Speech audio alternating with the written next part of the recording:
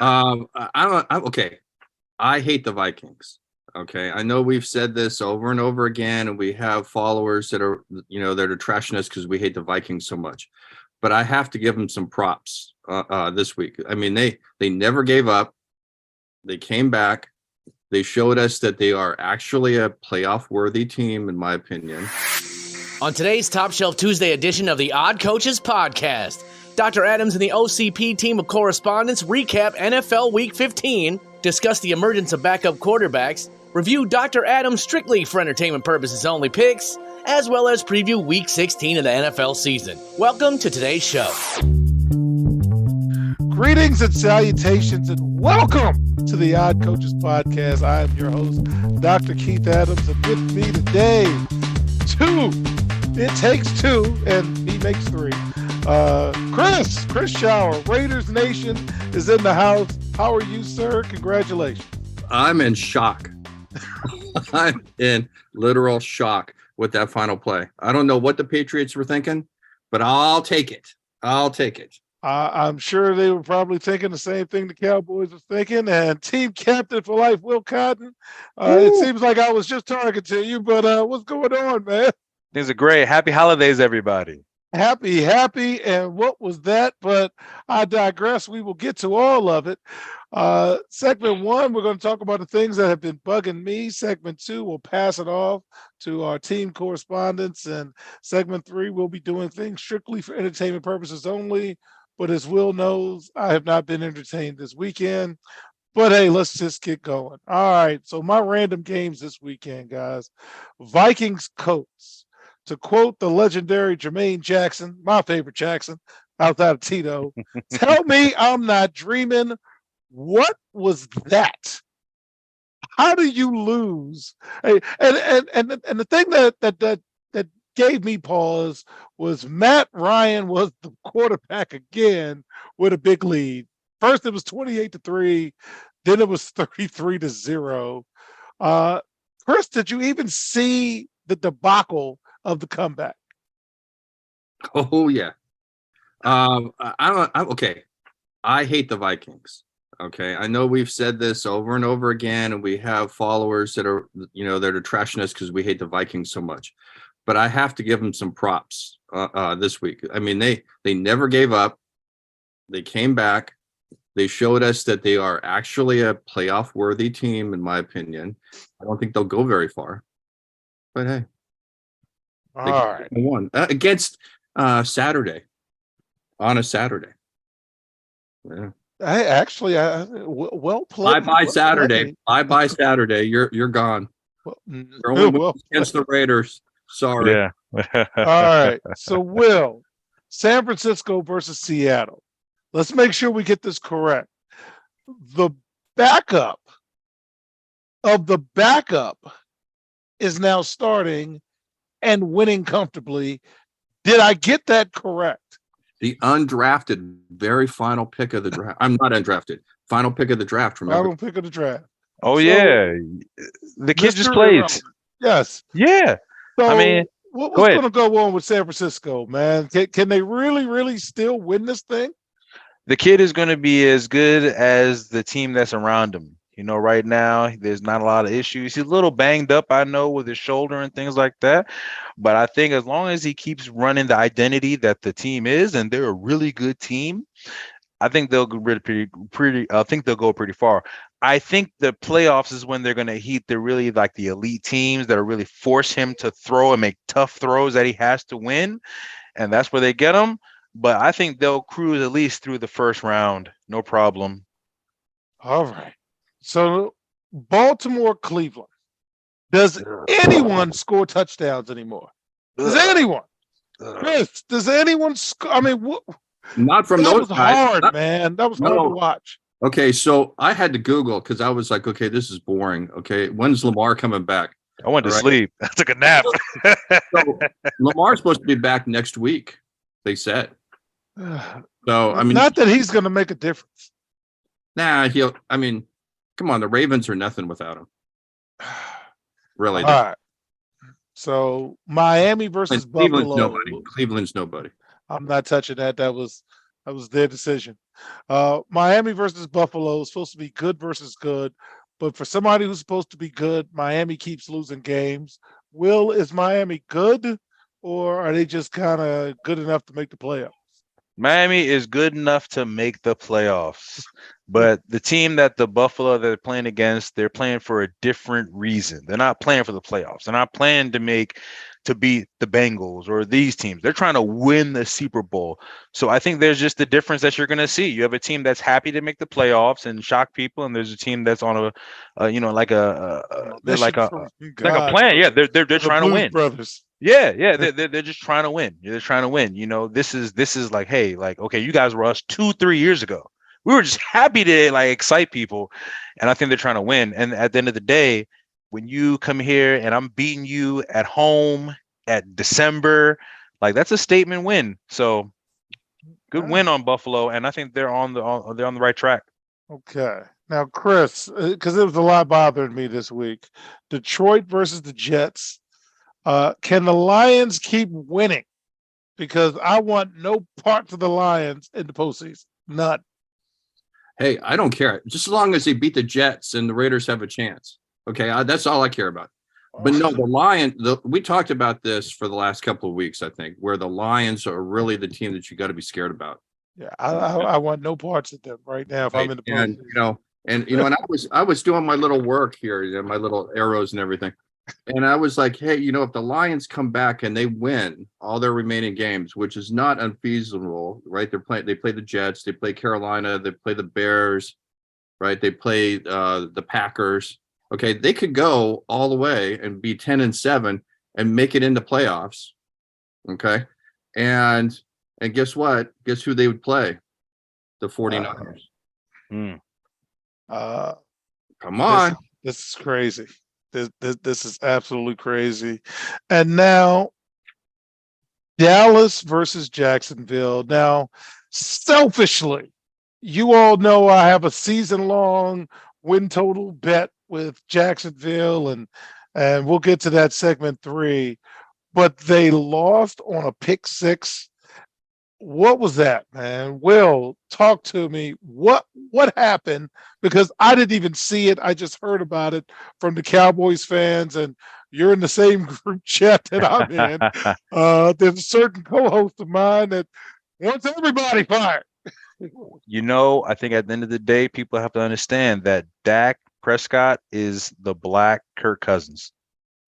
And I think at the end of the day, he's going to win games, but he's going to lose games a lot more than they want him to win.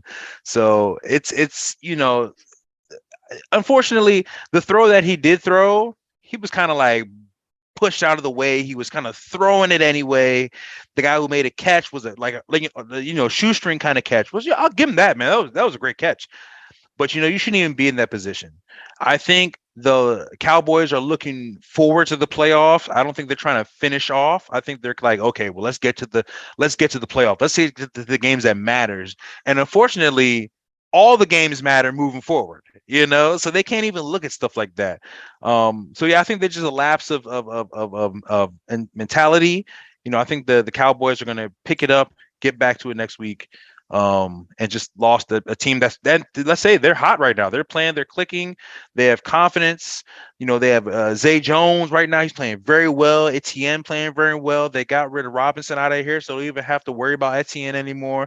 The defense is playing a little better. Well, not defense because they gave up 34 points, right? So at the end of the day, but they're playing with confidence, and that's a scary team because any team with confidence is going to beat a team in the NFL. So, Dallas will regroup, but they ran into the wrong team this week.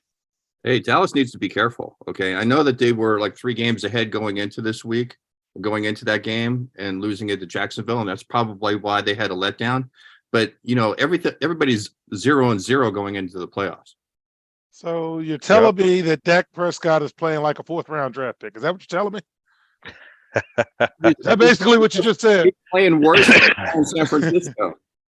All right. So, Chris, I'm going to leave my gameplay with you because I just got the alert on my phone of what you were referring to as you came in.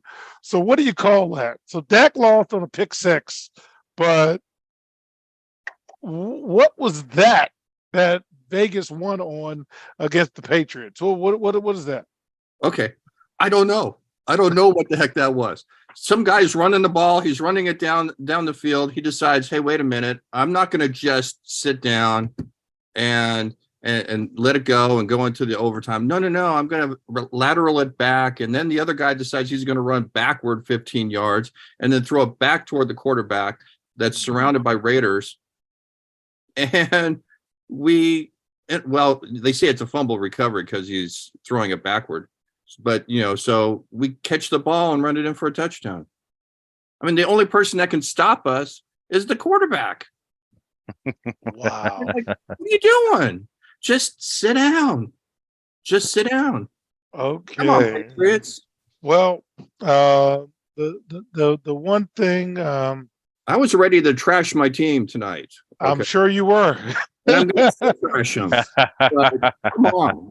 So this is like the year of the backup quarterback, and in San Francisco's case, it's the backup quarterback. So you got the Ravens currently right now in a playoff hunt playing with a backup quarterback. They're not doing well. You got San Francisco playing with a backup quarterback. They might win the whole thing. And the Washington Commanders are playing with a backup quarterback, and everybody's all giddy and happy for them. On the flip side, you've got these quarterbacks making top dollar. Shout out to AJ Francis, Mike's son, SmackDown's finest. You got Denver paying money out the wazoo for underperforming quarterback. I'm sorry, Chris, but your Raiders are paying top dollar, and you need miracles to win games. Green Bay's paying top dollar for a guy that's checked out before the season started. Arizona's paying top dollar. The Rams are paying top dollar, and I don't know what that old man in South Florida's doing, but he's not working for free, and he's not giving you your money's worth. So you didn't even mention Cleveland. They're paying an extra dollar. Yeah. And, man. They paying more dollars than they want to. So, Will, help me out here, man. I say all the time, quarterback is overvalued and overrated, and Patrick Mahomes is a dynasty of one, to quote Mike Wilbon. Well, what are we doing, man? Well, let's not even look at a team let's not even look like Mahomes. Look at a team like Detroit. The quarterback right there. I mean, that guy, Detroit is taking over the LA Rams contract. I forgot the guy name again. It's Jared Goff. Jared Goff. Yes. I mean, the guy is playing, at the end of the day, consistent football, winning football. He's not throwing a lot of interceptions. He doesn't take a ton of sacks. He's just playing solid, man. If you can find a player that's giving you it may cost you. I mean, that's the end of the day that it is. But if you can find a guy that can make the offense stable, and you can run 40 plays. If you say, hey, look, I got 100 playbook, but if you can run 40 to 60 of these plays and me not have to, and you know how to run them fluid, like no problem. That's amazing. That's amazing. You know what I'm saying? I think that's exactly what Goff is. Goff's like, look, I can run the offense. I can run offense. I can call offenses. I can call plays. And that's what you're really paying. You want guys that can understand the offense, bring it in, adapt it, and use it. But then sometimes you pay like Mahomes. I mean, if you look at all the quarterbacks who have paid a lot of money and who can actually play, it's pretty much, the ones who've been able to know the offense. Yeah, and Jared Goff is he's a bargain this year. He's making $31 million, and compared to other quarterbacks, there's worse quarterbacks to pay. So Agreed.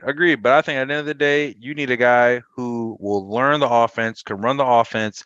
At the end of the day, if you can run 20 offenses or running plays, you're done for. You're not going to have any kind of shot. It's the same reason that Derek Carr, I mean, he's not great, but the guy wins because he knows the offense. At least enough point where they can run 40 plays. It's like, look, you can't guard 40 plays. At some point, I'm going to score 2 of them or 3. But you know what I'm saying? There's a lot more of that comes into the winning, but I think understanding and having the versatility of the playbook, that counts to actually a player who's been in the system, knows how to play, knows players, and that's what you're paying for. Chris, any thoughts on my undervaluing of quarterbacks based on the records No, of, man, of the throw them team? all out. Throw them all out. I'm like, I'm done. I'm like, okay, so we can get rid of Derek Carr and only take what, like a $6 million hit against our cap in January. So, I, I mean, I'll trust your contract knowledge of Brady. I would get him. I would get rid of him and just say, I'm done with these people. I'm just done with everybody. Okay.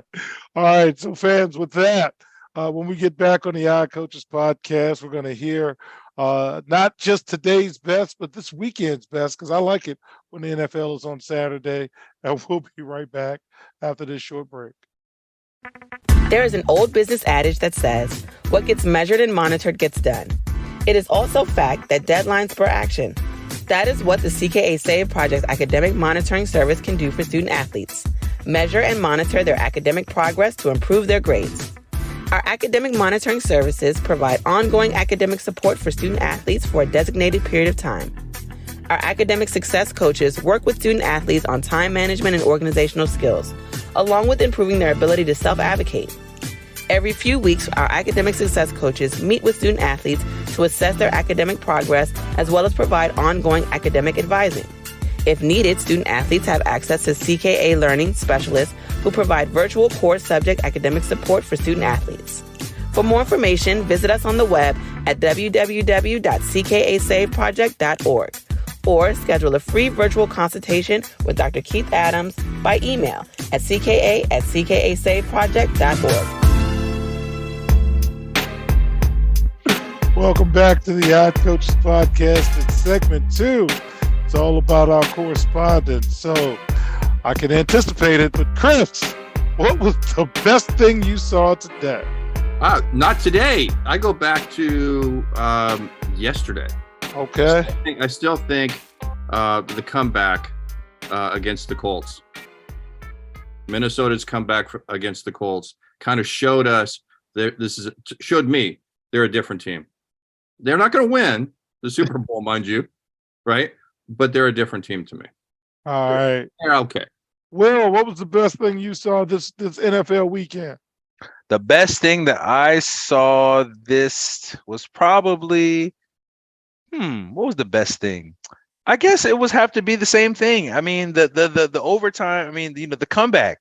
I mean, it was just amazing to even see. I mean, the fact that I was even watching at 33-0 and I was like, oh, well, let's see what happens. Like, that was the best thing, man. So I have to go with Chris. There was nothing really else I could hit to. But it was, that was an amazing, amazing game.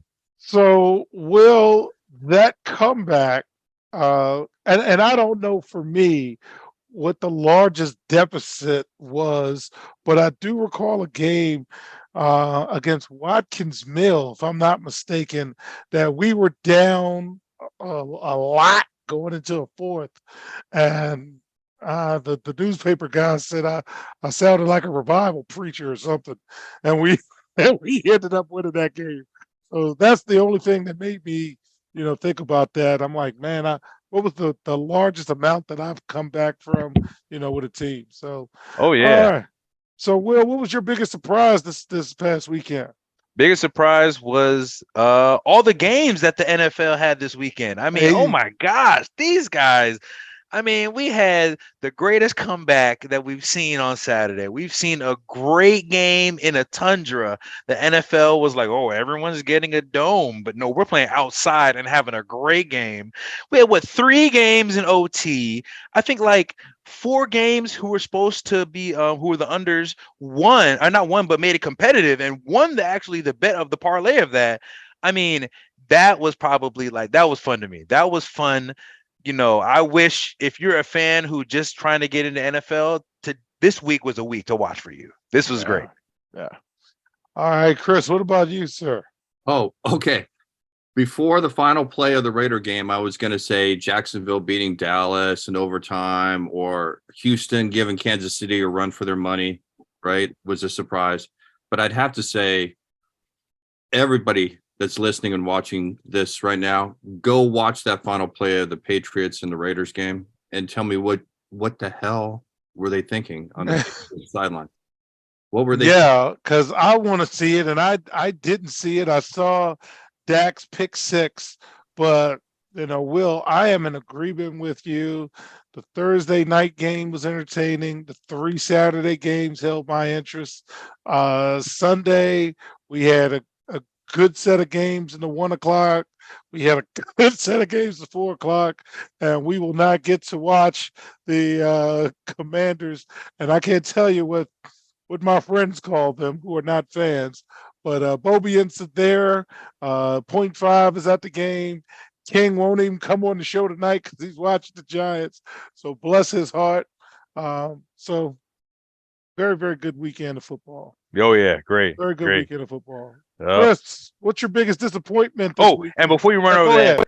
Jackson State and North Carolina Central, right? Yes. That game was fire too. That game went, man, that was good too. That was good. So we do talk about that on Thursday, fans. But since I got you, Will, and you brought it up, we did have some CKA membership down there. Myron Flowers, Paper Edge alum, right. and North Carolina Central alum was there. And a lot of people online, since you brought it up, said Dion was out coached. And I'm on the other side. The tight end dropped the play. If the tight end catches it, we got another set. We're having a different story. He dropped it. Very, very similar to Jackie Smith, former Cowboys fan in the 70s, dropping that ball in the Super Bowl after Roger Staubach ran for his life and still threw it at you. So and remember, traditionally the MEAC whoops the SWAC all the time. The fact that the SWAC was actually here and they were actually a play away from making the upset, I wouldn't say Dion was outcoached at all. Nah, and I haven't talked to Akil about any of this, so that's who we need to talk to because he can give us the inside of the MEAC. Right. All right. Exactly. So, Chris, what was your biggest disappointment this weekend? Okay, before I get to disappointment, I gotta throw my college team out there, Boise State. Okay, because I grew up in Boise, Idaho. Boise State, in the Frisco Bowl, the Bluegrass. Yes, they did, and we did pick Boise State for the win in the Frisco Bowl. They held on tightly, I should say, and they got the W. But we're still mad that Boise State didn't play Fresno better because I'm sitting at the Dave and Buster's watching Fresno run all up down that blue turf. And that was disappointing to me because I had a small bit of wager. Just a small one. All right. So biggest disappointment is the entire stinking year and the Raiders play calling. The entire year of Raiders play calling. I don't know what is going on with them. I have no clue. The defense kind of keeps us in games. It's the only reason why we have 6 wins. All right. Will, what was your biggest disappointment? Biggest disappointment, man. Biggest disappointment. I would have to say, if I'm looking at the games right now, probably the biggest disappointment is the Ravens. Hot garbage, man. I just don't think I don't think they got it. I don't think they got it. I think they're gonna make it to the playoffs on the wild card. Even if Lamar plays, I mean, the team just doesn't seem good. And anytime they're kind of based on one player, then you're not that good. Like if the receivers aren't making plays, 3 points. I mean, it's not as bad as not scoring, but it's right as bad as you're not scoring a touchdown. This is ridiculous. That the Colts had 36 points, and y'all had 3 points. That's the biggest thing for me. I'm not that's just ugly. And it was a napper. It was a sleeper.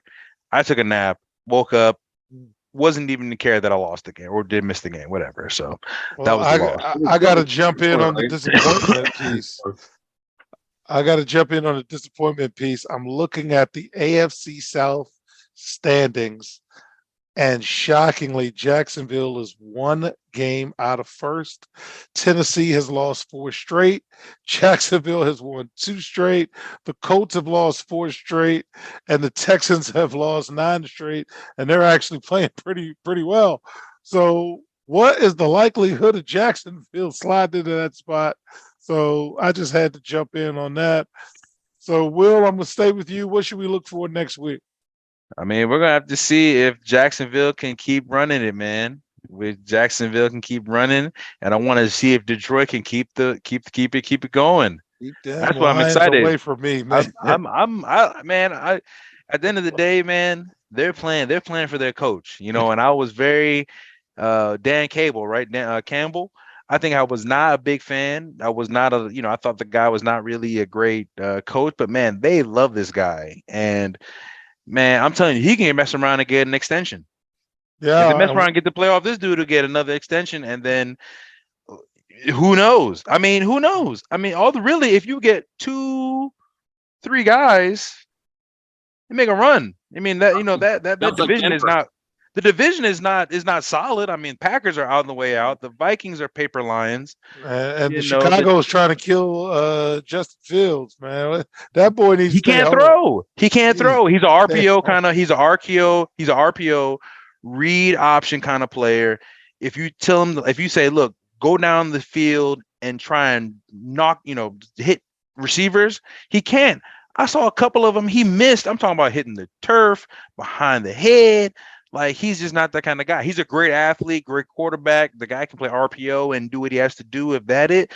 But if it's like I'm forcing to call a play and I need you to run this play and I need you to get 15 yards based on this route, I don't know if he's going to give you what you need.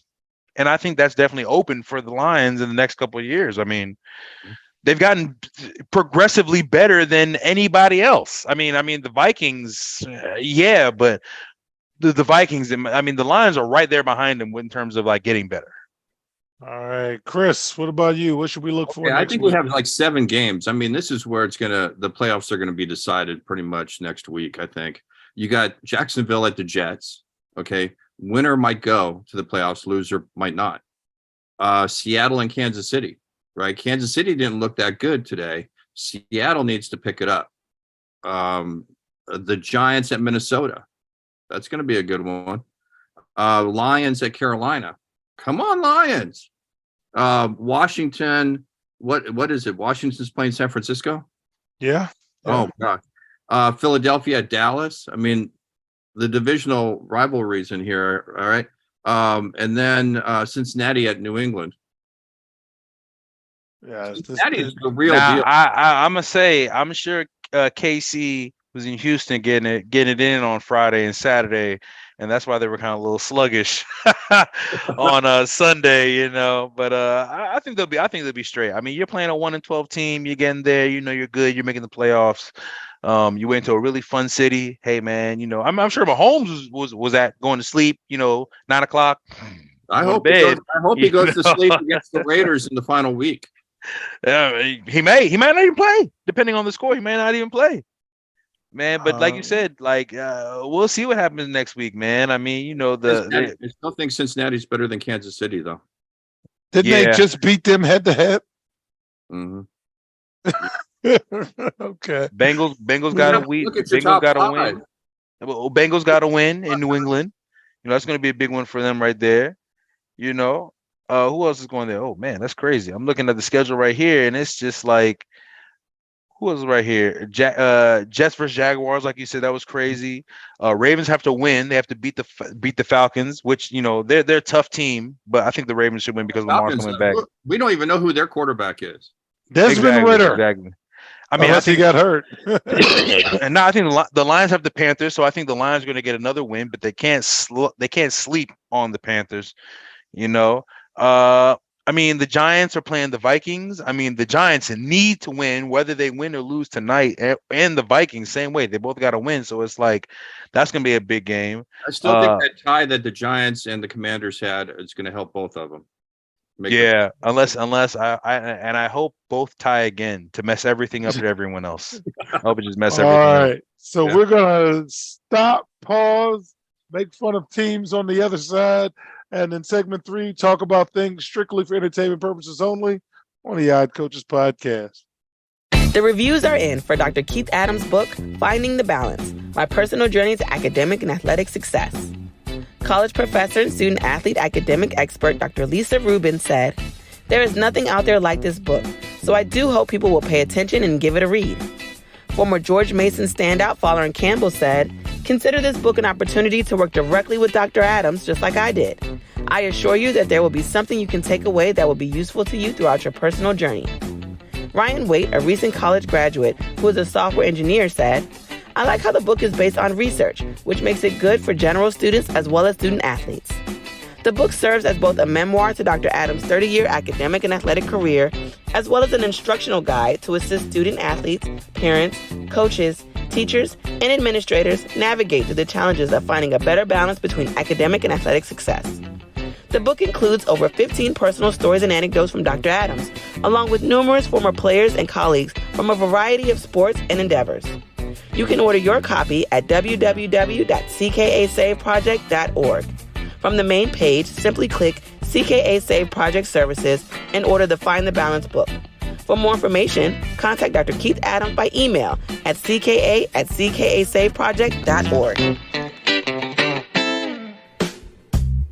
All right. Welcome back to the Odd Coaches Podcast in segment 3. We're going to see what happens here. All right. So, fellas, I still got Philadelphia's #1 team. They didn't play well. But here's the thing with Philadelphia. It's Philadelphia.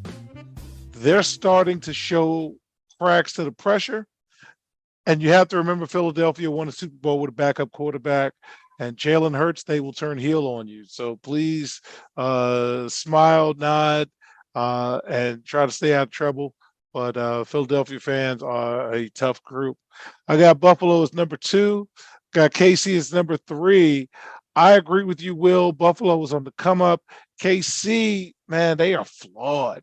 They are flawed. And in a one-game playoff, They can't run the Mahomes is gonna ball. do a no-look and interception, and Andy Reid doesn't win much in the postseason anyway. So Minnesota, I've got it 4 because they keep winning, but I'm not sold on them. And I hope the Vikings fans understand that, hey, you guys are winning games, and my dumb behind keeps picking you, but you're not doing anything impressive. They remind me of like TCU. TCU deserves to be in the playoffs, but that doesn't mean they're good. Yeah.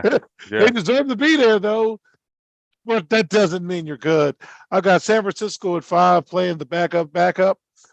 Plus, followers loop me into following them all season, and I will jump off as soon as I win my bet total that you'll hear about shortly. On the outside looking in, Cincinnati.